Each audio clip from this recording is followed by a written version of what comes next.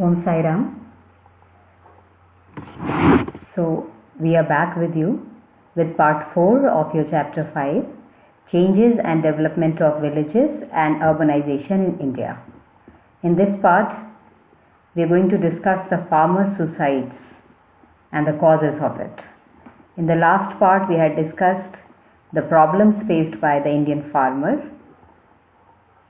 and in this part, we are going to discuss the farmers committing suicide. So why this happened? You will get a clue from the last chapter itself, where so many problems were discussed that these farmers were facing, completely being bereft of any support or any help from any side. And basically the poverty was the major issue with them, where the suicides were reported in a great number from India. More than 1 lakh from all over India, the farmers committed suicide. So this is a very important part, that why this happened, and we are going to take up the causes of it. But before we go on, let's discuss the answer to the questions we had asked you in the last part. So first question was, briefly describe the social problems of Indian villages. Social problems were illiteracy, poverty and health problems. You have to describe them briefly.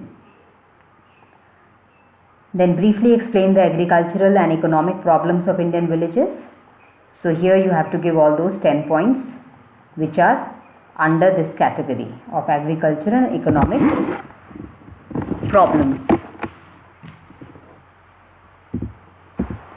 So if you remember, we had discussed the factors under it was disparities between the other professions who are doing very well for themselves, and there is a lot of affluence being seen in India, and at the other side there are these poor farmers who are not able to gain enough even to sustain their life.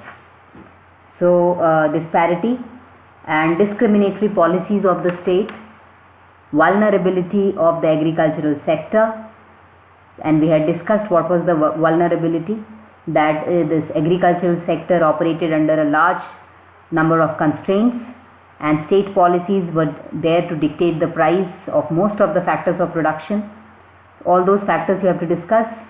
And then the deliberate withdrawal of the welfare programs by the state, that the welfare programs of the state did not address the issues of the poor farmer so well, and they were more geared towards the capitalist agriculturalist.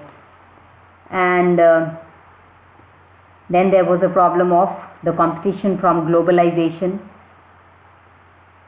and by the big corporates. After that, there were peculiar banking practices and non-availability of loans from institutional sources. So they were not able to take loans from institutional sources which were very reliable, but they had to take loans from the private agencies which were not so reliable, and they were rather they ended up in exploiting the farmers. And then the failure of the cooperative sector, that the cooperative sector that emerged from the Indian rural sector was not able to help them much because of their poor repayment capacity. And then dependence on groundwater for irrigation. So obviously when you are depending on the natural and the weather-like forces, they are very, very unreliable. And there were drought-prone areas in India, and most of the suicides are reported from that region. So you have to briefly discuss those points. And here the third point was causes of rural poverty according to the World Bank. So there are some 13 points were given: inadequate and ineffective implementation of anti-poverty programs, low percentage of population engaged in non-agricultural pursuits, non-availability of irrigation facilities, erratic rainfall, dependence on traditional methods of cultivation, inadequate modern skills, non-availability of electricity for agriculture, poor quality of livestock, imperfect and exploited credit markets, low level of education, absence of dynamic community leadership, failure to seek women's cooperation in developmental activities, intercaste conflicts and rivalries, and unaccounted expenditure on personal ceremonies, for example, marriage in the family or some death ceremonies, expensive customs and traditions. So these were the 13 points that were responsible for creating or causing rural poverty according to the World Bank. So here we take up the farmer suicide in Karnataka. We are taking basically the case from Karnataka, although the suicides were reported from all over India. We are going to discuss the cause of it, and the committees to address the issues we are going to discuss in the next part.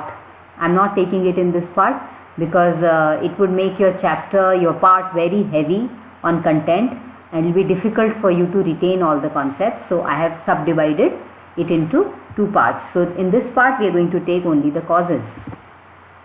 So India acknowledges the fact that between 1993 and 2003, 1,248,000 farmers committed suicide in India. You can see the number. What an alarming number. Beyond 1 lakh farmers committed suicide. Report of Agricultural Department, Government of Karnataka says between 2003 and 2012, 2,999, that is nearly 3,000 farmers committed suicide. Central government claimed that between 2001 to 2005 and 6, around 8,600 farmers committed suicide, which is the highest figure in all over India. And then Viresh Community Report, including other press reports also, the number of suicides was definitely more than 5,000. So this is about Karnataka. The National Social Watch Coalition, NSWC, which is basically an NGO that works for the cause of gender, human rights, poverty, and these kind of related sections. It is a non-government organization. According to its report, 11,387 farmers committed suicide between 2001 and 6, and region-wise the highest suicide rate was reported from the old Mysore areas, followed by the old Bombay Presidency areas and the old Hyderabad region. Suicides were not confined to Karnataka alone, that we have already seen. It has been reported amongst the sugarcane growers of UP, cotton growers of Andhra Pradesh, spice and coffee growers of Kerala, and it has been reported from Orissa and West Bengal as well. But here we are going to take the case of Karnataka. The old Madras Presidency area as well as Coorg also reported suicide. However, their number is less. In fact, old Mysore and old Bombay Presidency areas are better known for good irrigation. Still, there were farmers who committed suicide. Most of those who committed suicide lived near the tail end of the canal. So there was some kind of association with their living at that part and their committing suicide. The beginning of the suicides can be traced back to the year 1998, where farmers in Bidar who were involved in cultivating tur dal, a market-oriented agricultural crop, they committed suicide. And in the next 2 years, farmer suicide were largely concentrated in the drought-prone districts of North Karnataka. So these were basically some of the, this is the background and some data that was collected on farmer suicide, and you can already see the seriousness of the condition and the pathetic condition in which the farmers of India, the poor farmer of India was in. So these suicides were like a waking up call from the farmers to the authorities of this country to get up and do something in this regard. Take notice of their situation, of their plight, and do something. So, a detailed study was conducted by R.S. Deshpande and Saroja Arora's work, Agrarian Crisis and Farmer Suicide, is a fieldwork based study. So, it was conducted by them the Center for Rural Studies, Lal Bahadur Shastri National Academy and Administration, Mussoorie in 2007. So Mussoorie is at the foothills of Uttarakhand. It deals with the problems of farmer suicide across the state. Most suicides were reported from Karnataka.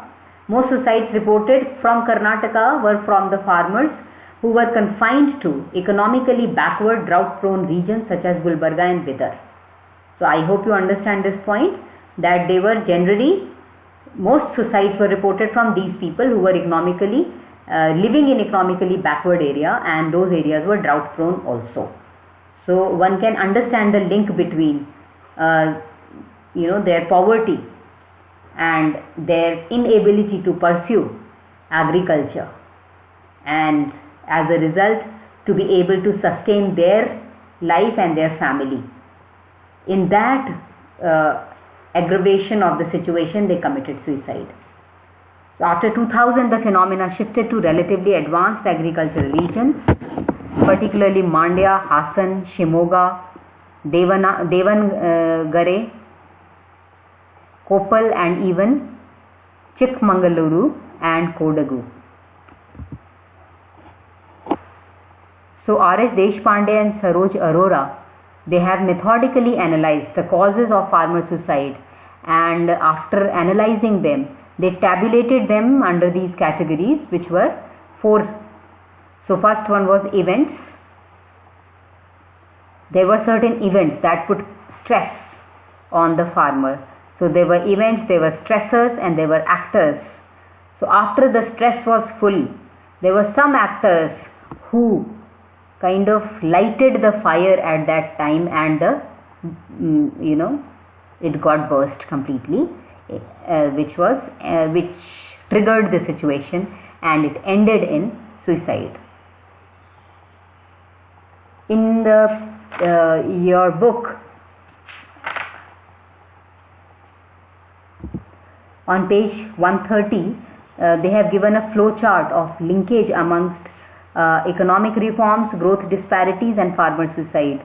So it's a very bit of complicated flow chart, but what you can understand is that how international policies, national policies, state policies are all affecting the agriculture, and the agriculture is then creating growth disparities, which we have already discussed, that one section is growing very high, another section is completely neglected. That is growth disparity.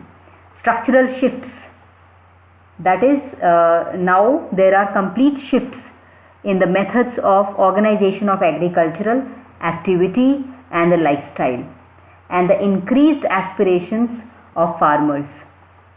So again, that also impacted their lifestyle. And the method of organization of agricultural activity basically resulted in increased dependency on non-food crops.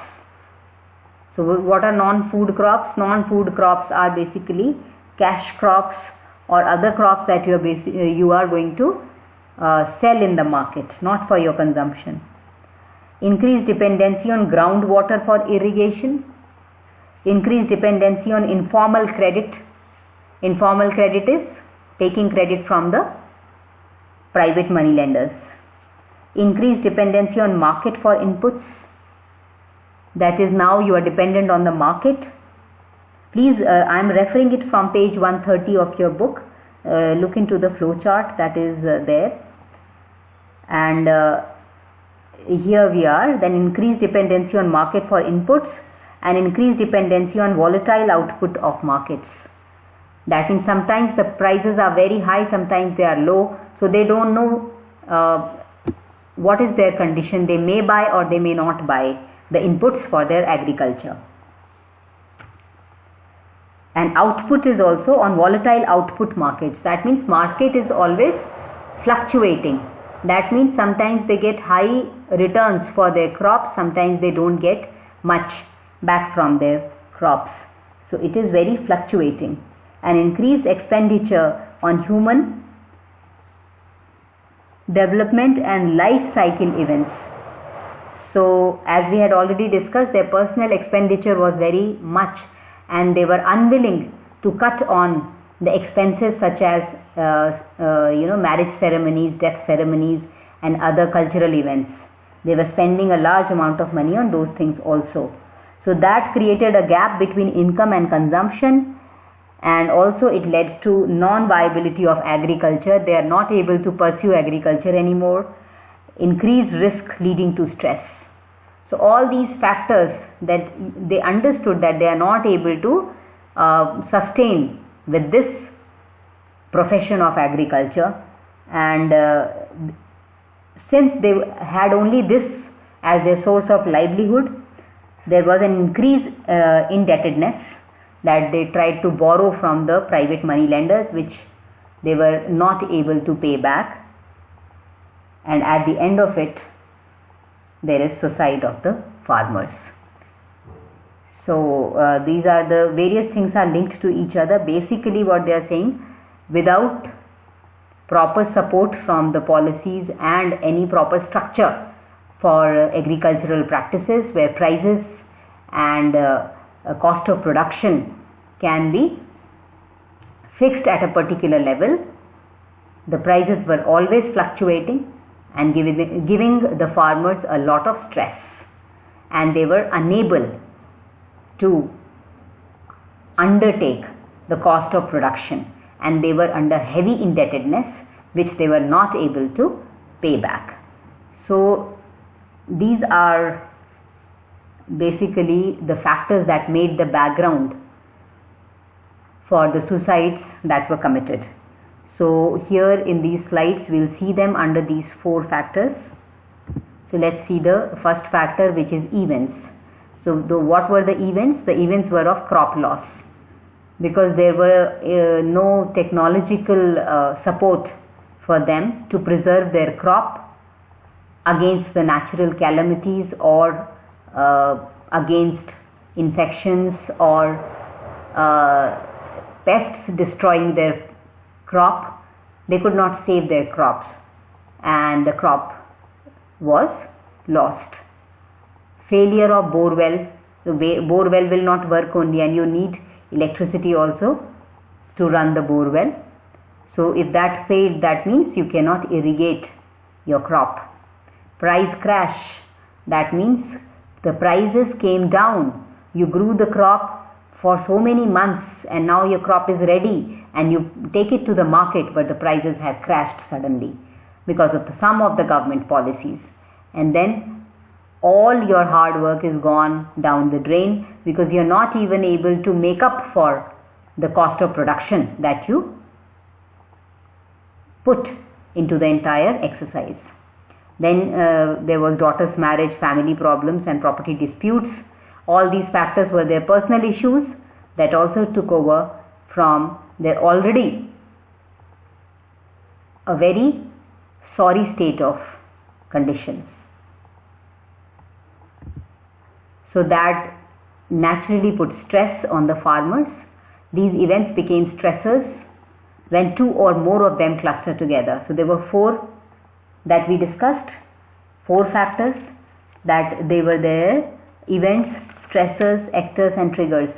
Any 2 of them when came together, that resulted in suicide. Specifically, illness of the individual or any of the family members. So if the farmer is suddenly fell ill, or any of the family member has fallen ill and they are not able to look after them because of lack of financial and social support. Heavy borrowings. They have already borrowed too much from the private money lenders and they are unable to repay them or return it to them. continued disputes in the family. Poverty and disputes, poverty and fights, they generally come hand in hand.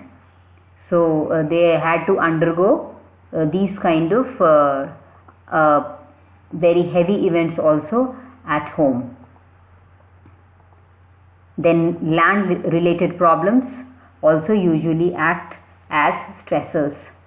So if their land, they had to sell out their land, or they did not have enough land for their crop production, all those factors also triggered the stress in them. Now actors were just before the event. So when the balloon is full with air, even a little needle, the little prick from a little thin needle can burst the balloon. So they were already full with their stress, and any small event or the person or spouse's remark or moneylenders threatening or any such thing or banker's reminder, that acted as that prick of the needle and the balloon burst. So these were the now these triggers on the background of the events and stressors. The actors acted as catalysts to fire the final act of suicide by forcing an occasion to be the trigger for the unfortunate incident. So as we already told you, when they were already full with their stress, any little event will cause them to commit suicide. And that little event acted as the catalyst or a trigger. But that trigger was not responsible for the suicide. That spouse's remark was not responsible for the suicide. That bank's reminder was not responsible for the suicide. The stress that they were actually under in, that they already knew that they cannot fulfill or they cannot pay back what they had taken, and the situation was going worse and worse every day. That stress actually was the main cause that made the farmers commit suicide, and it was all based on poverty stricken situations and no support from any policies or government. But they say that it is a complex phenomena, not a single reason to pinpoint. You cannot hold any one agency, you can't hold government responsible, or you can't hold the family situation responsible. You can't hold even bank agencies responsible. So you can't pinpoint that this only was the reason. Indebtedness is also one of the reasons, but it is not only the risk factor. Multiple risk factors were there. They feed into each other and reinforce each other. That means not one factor, there are many factors when come together. They bog down the individual, they put the individual completely down, and then the person is not able to think correctly and act correctly, and then this most unfortunate incident would take place. Studies indicate that suicides are occurring in the high and medium growth states and are conspicuously absent in the backward states like Bimaru. So these so-called backward states were happily doing what they were doing. There was hardly anything with them to lose. So they were already in the same condition or situation as they were before. So no suicides were reported from the backward states, so-called backward states, Bimaru states. But most of these suicides were reported from high or medium growth states. And Karnataka and Andhra Pradesh, Mysore, these were the high or medium growth states. So scholars have articulated high aspirations or the thirst for or the thrust for upward mobility in the absence of public policy support. They really wanted to rise up in their field without any policy support, without any support from the environment, and as a major causation for suicides in the backward areas of medium growth states. So in the medium growth states, the backward areas in the medium growth states, the suicides were majorly reported from. Here comes the sociological perspective on suicide. by a very great sociologist, Emile Durkheim. He is a pioneer sociologist, and in his monograph on suicide, he indicated that suicide indicates growing alienation of individual from the family, society, and religion as a factor responsible for suicides. According to Durkheim, suicides indicate social disintegration.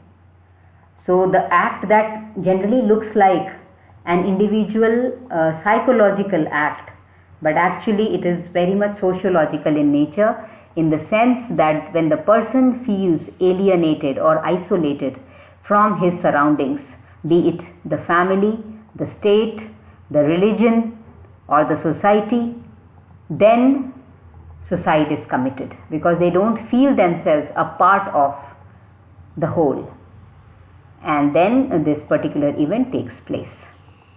And this is an indicative of social disintegration, that amongst all the parts of the society, there is no integration. There is a high level of disintegration, and it is marked with differences and disparities, which results in suicides.